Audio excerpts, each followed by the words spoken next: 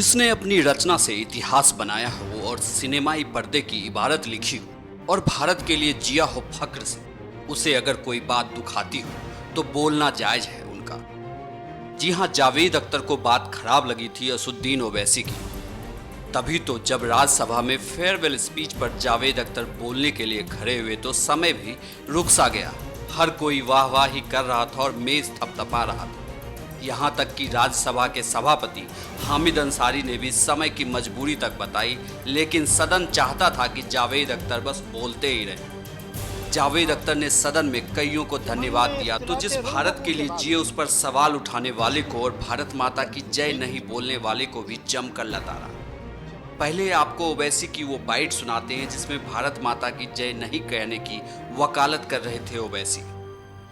कर रहे तो हम पूछना चाहते हैं आरएसएस के मोहन भागवत साहब से, जिन्होंने नागपुर में कहा कि मुल्क में ऐसे लोग हैं जो नारा नहीं लगाते भारत माता की जय का, उनको सिखाना पड़ेगा। मोहन भागवत साहब, मैं नहीं लगाता नारा, क्या करते आप?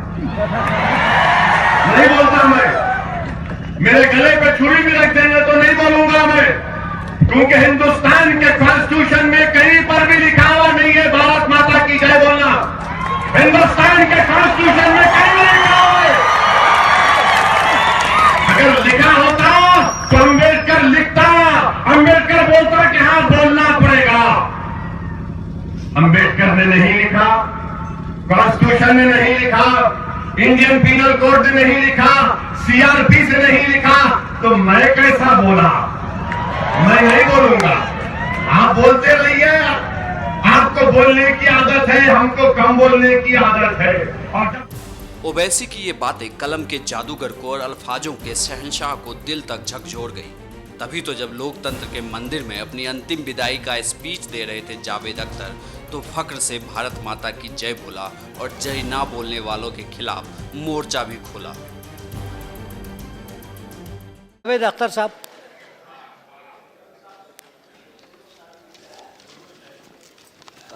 शुक्रिया चेयरमैन साहब। अच्छा वक्त, बुरा वक्त, कैसा भी वक्त हो गुजर जाता है। तो ये 6 साल भी गुजर गए और ऐसे गुजरे कि लगा कि मैंने 6 बार आंखें झपकाई हैं, इतनी तेज़ी से निकल गए। लेकिन इस तेज़ी में भी जो कुछ देखने को मुझे मिला वो मैं ज़िंदगी भर अपने दिल में, अपने जहन में संभाल के रखूँगा। वो बड़ी कीमती चीज़। मैंने यहाँ लीडर ऑफ द ऑपोजिशन और उसके बाद leader of the house Shri Arun Jaitley की स्कॉलरली स्पीचेस सुनी। मैंने यहाँ चिदम्बरम साहब और कपिल सिब्बल साहब का इनके साथ डिबेट सुनी। मैंने यहाँ बिंद्रा करात और सीताराम येचूरी की पैशनेट और लॉजिकल तकरीरें सुनी। मैंने यहाँ श्री रविशंकर प्रसाद के विट को देखा। यहाँ राम गोपाल यादव साहब जो सख्त से सख्त बात नर्म से नर्म लहजे में कह सकते हैं, उनकी बातें सुनी। और भी सुनता, लेकिन मुझे एक किस्सा याद आ रहा है। मजाज उर्दू के एक बहुत बड़े शायर थे और उनका सेंस ऑफ ह्यूमर भी बहुत मशहूर था। तो वो कश्मीर गए तो पहली बार किसी मुशायरे में, तो वहाँ किसी ने पूछा कि मजाज साहब आप पहली बार आए, यहाँ के कुदरती नज़ारे देखे आप, कैसे लगे?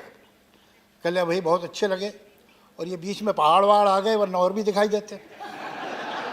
तो यही कह सकता हूँ कि बीच में बहुत सारे एडजॉर्नमेंट आ गए थे, वरना और भी तकरीरें सुन लेता।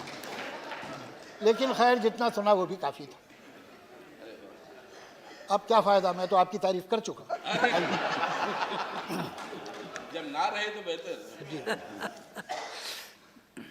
यहाँ जब मैं आया था तो एक ख़ास मकसद, एक ख़ास लक्ष्य लेके आया था।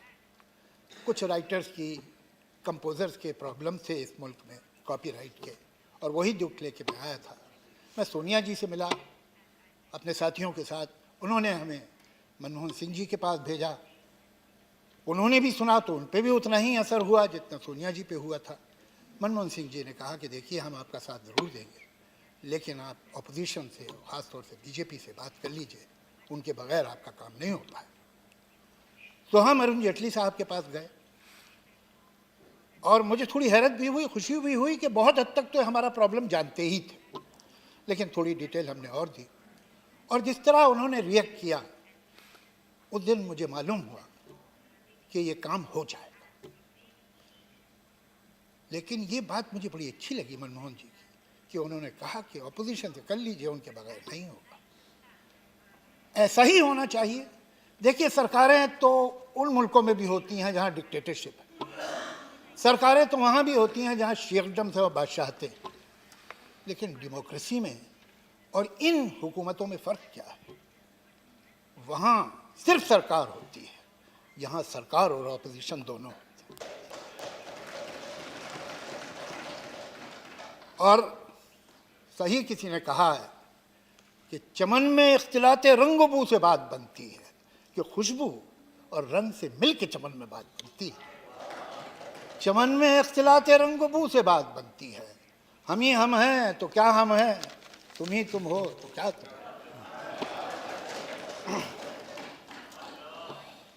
देखिए, क्या है कि हम बड़े खुशकिस्मत लोग, और हम शिकायतें तो करते रहते हैं हुकूमतों से भी और देश से भी और समाज से भी, लेकिन जो हमारे पास है उसका शुक्रिया हम अदा नहीं करते जितना हमें करना चाहिए, और जितना उसका एहसान मानना चाहिए उतना हम मानते नहीं। और वो है हमारा संविधान, हमारा कॉन्स्टिट्यूशन। ज़रा नज़र उठा के देखिए, यहाँ से चलेंगे तो दूसरी डेमोक्रेसी आपको मेडिटेरियन कोस्ट पे मिलती है। वो क्या बात है, वो क्या ताकत है हमारी जो हमें यहाँ मिलती है। और ये संविधान हमें डेमोक्रेसी देता, लेकिन डेमोक्रेसी, ये याद रखिए, बगैर सेकुलरिज्म के नहीं हो सकती। ये वो मुल्क हैं जिनमें सेकुलरिज्म नहीं, और इसीलिए डेमोक्रेसी नहीं। डेमोक्रेसी का मतलब क्या होता है कि ज़्यादा जिस बारे में लोगों की राय होगी, जिस तरफ अक्सरियत होगी, जिस तरफ मेजॉरिटी होगी, वो बात मानी जाएगी, जिस तरफ माइनॉरिटी होगी वो बात नहीं मानी जाएगी। लेकिन डेमोक्रेसी ये मान के चलती है कि ये मेजॉरिटी और ये माइनॉरिटी परमानेंट नहीं है, ये हर इशू पे बदलेगी। अगर कोई ऐसी परिभाषा बना दी जाए, अगर कोई ऐसी डेफिनेशन बना दी जाए मेजॉरिटी की और माइनॉरिटी की जो परमानेंट है, तो फिर डेमोक्रेसी तो उसी दिन खत्म हो गई।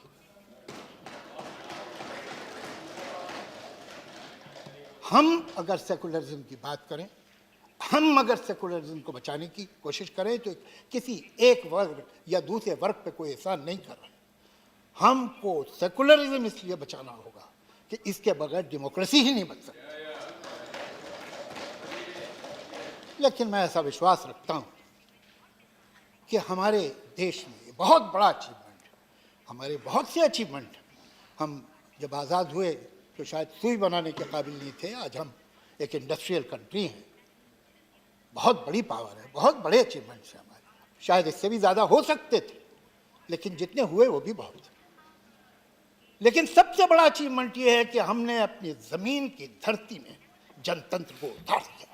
उसकी जड़ें इतनी गहरी हैं कि उखड़ नहीं सकती हैं, ये मुमकिन नहीं। ये बहुत बड़ा तोहफा है जो हमारे बुजुर्गों ने हमें दिया है। और एक तरफ ये डेमोक्रेसी, एक तरफ ये कमाल का संविधान, और दूसरी तरफ एक ऐसा मुल्क, एक ऐसी आबादी जिसमें 50% लोग जो हैं वो 27 साल की उम्र से नीचे, जहां 35 करोड़ लोग यंग हैं, 10 साल और 25 साल के बीच में। ये एक यंग मुल्क है, इतनी एनर्जी है इसके पास अच्छा कानून है, इसके पास एनर्जी है, इसके पास इल्म है, टैलेंट है, कैलिबर है। मैं ऐसा मानता हूं, इसलिए नहीं कि मैं हिंदुस्तानी हूं, इसलिए कि ये सच बात है कि एवरेज हिंदुस्तानी का आईक्यू बहुत अच्छा होता है। वो पढ़ा लिखा ना हो, वो गांव में रहता हो, वो जबान टूटी फूटी बोलता हो, लेकिन उसके अक्ल है, वो नादान नहीं है। हर चीज हमारे फेवर में। तो फिर क्या वजह है कि आज दुनिया के सबसे ज्यादा बेरोजगार हमारे मुल्क में? क्या वजह है? कि दुनिया के सबसे ज़्यादा टीबी के मरीज हमारे मुल्क में। क्या वजह है कि दुनिया का हर 5वां बच्चा जो 5 बरस की उम्र से पहले मरता है वो हिंदुस्तानी होता है। क्या वजह है कि हर साल एक कैलेंडर ईयर में 50,000 औरतें माइनर प्रेगनेंसी के कॉम्प्लिकेशन की वजह से मर जाती हैं। हमें ये सोचना होगा, ये शक्ति, ये कानून, ये सिस्टम सब हमारे पास हैं, तो हम तरक्की, डेवलपमेंट करना चाह रहे हैं तो कौन सा, किसका डेवलपमेंट, किसके लिए और किसकी कीमत? डेवलपमेंट जीडीपी नहीं है, डेवलपमेंट है ह्यूमन डेवलपमेंट इंडेक्स। सवाल ये है, जीडीपी तो मैं आपको बताऊं, एक मुल्क है दुनिया में ब्राजील, जहां दुनिया की तीसरी सबसे बड़ी प्राइवेट प्लेन्स की फ्लीट और उनकी 1/3 आबादी पावर्टी लाइन के नीचे। ये हमें अपने देश में नहीं देखना। मैं ऐसा विश्वास रखता हूं कि कोई भी पार्टी हो वो तो चाहती तो यही है कि इस देश का भला हो, और अगर हम जरा सा उठ जाए, मैं देखता हूं कि जहां ये समस्याएं, बेरोजगारी की, हॉस्पिटल की, दवा की, स्कूल की, कॉलेज की, इंफ्रास्ट्रक्चर की, वहां हम अपनी एनर्जी किन चीजों में लगा रहे हैं, वो क्यों वेस्ट हो रही है? आए दिन कुछ ऐसी बात सुनने को आती है जो न सुनते तो अच्छा था। अभी 2-3 दिन पहले एक साहब है जिन्हें ख्याल हो गया कि वो नेशनल लीडर है, हालांकि हकीकत यह है कि वो हिंदुस्तान की एक स्टेट आंध्रा, कि एक शहर हैदराबाद, कि एक शहर, उस शहर के मोहल्ले के लीडर है। उन्होंने ये कहा कि वो भारत माता की जय नहीं कहना चाहते, नहीं कहेंगे, इसलिए कि संविधान उन्हें नहीं कहता, संविधान तो उन्हें शेरवानी पहनने को भी नहीं कहता और टोपी लगाने को भी नहीं कहता।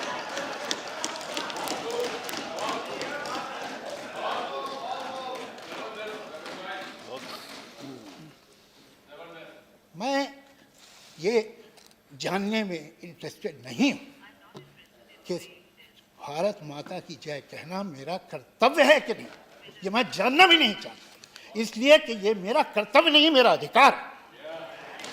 और मैं कहता हूं भारत माता की जय, भारत माता की जय, भारत माता की जय।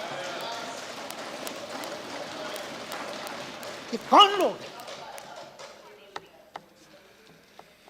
मैं इस बात को और इनके इस ख्याल को जितने सख्त वर्ड मुमकिन है जो एक्सपंज न हो उनमें कंडेम करता हूं, और मैं इतनी ही सख्ती से एक और नारे को भी कंडेम करता हूं जो अक्सर हिंदुस्तान के शहरों में बोला जाता है, मुसलमान के 2 स्थान, कब्रिस्तान या पाकिस्तान। मैं उसे भी कंडेम करता हूं।